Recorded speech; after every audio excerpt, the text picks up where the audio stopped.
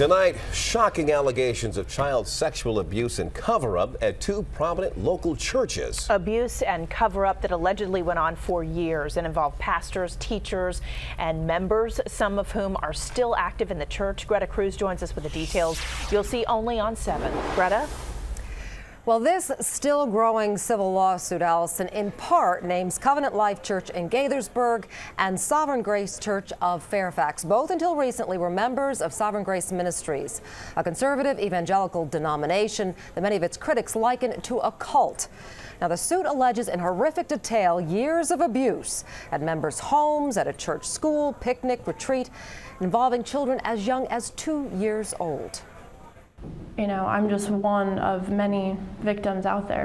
Renee Palmer Gamby was just a toddler when she says she was molested by a male babysitter from their church, Covenant Life in Gaithersburg, which till December was the flagship church of Sovereign Grace Ministries. And then we called our pastor, and he immediately said, "Don't call the police." But instead, I had to go into a room and forgive my perpetrator. They were the only ones, they thought, till years later they found story after story on the Sovereign Grace Ministry Survivors blog. And now several are going public in what they hope will be a class action civil lawsuit. We're alleging that a group of men, pastors, conspired together to cover up ongoing sexual abuse of children. The suit details decades of alleged brutal sexual and physical abuse of young children, boys and girls, from the 1980s on, at both Covenant Life and Sovereign Grace Church of Fairfax. The Covenant Life plaintiffs allege beatings, rapes, including a gang rape, and molestations at the church-run elementary school, then housed at the Frost Center in Aspen Hill, where Sunday services were then held at Magruder High School and at other church functions. One accused abuser is Stephen Griney, a former Bible studies teacher who also headed the children's ministry. The suit details a gang rape where adults wore masks. The victim was an 8-year-old girl. The lawsuit also names 4 current officials of the Fairfax Church, again alleging an orchestrated cover-up of child sex abuse and failure to report incidents to police. Children forced to meet and forgive the accused, and pastors failing to notify other families, so the perpetrators continued, allegedly including Nathaniel Morales, a Covenant Life member currently jailed on criminal child sex abuse charges in Montgomery County.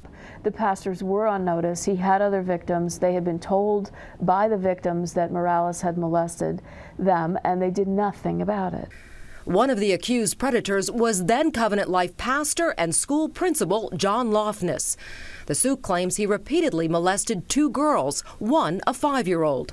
Lofness is now the pastor at Solid Rock Church in Riverdale, Maryland, that church not named in the suit. We went there hoping to talk to him. Do you know how to get in touch with him? Oh, I don't have that information to give to you.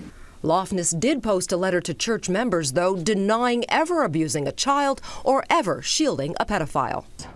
And it just destroyed our entire family. Dara Sutherland said in 1987, when her then 14-year-old sister claimed that their father, David Adams, had molested her for 3 years, their mother went to police, and the pastors punished them.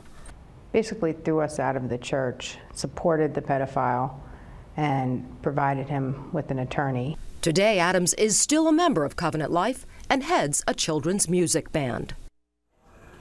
Now, both local churches declined comment to us, and there is, by the way, a court hearing on this lawsuit tomorrow.